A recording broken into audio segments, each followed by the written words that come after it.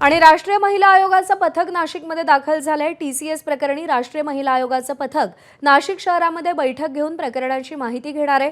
TCS कंपनीला महिला आयोगाचे सदस्य भेट देतील।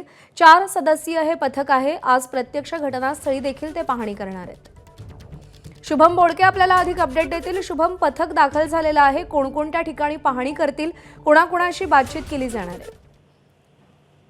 आपण जर बघितलं तर या ज्या ठिकाणी ही घटना घडलेली होती त्या टीसीएस कंपनीच्या ठिकाणी देखील हे पथक जाणार असल्याची माहिती मिळते। सोबत ज्या पीडित महिला आहेत त्या पीडित महिलांसोबत देखील चर्चा होणार आहे।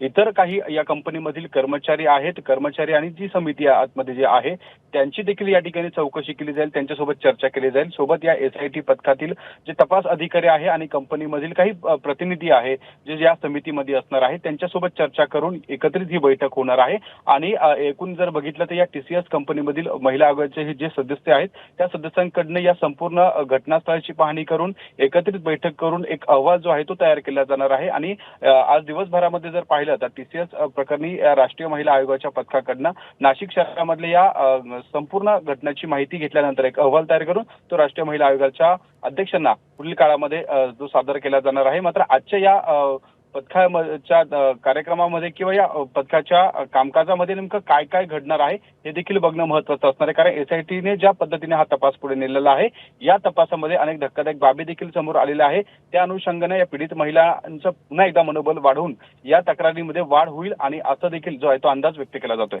ठीक आहे शुभम, धन्यवाद दिलेल्या माहितीसाठी। एबीपी माझा, उघडा डोळे बघा नीट।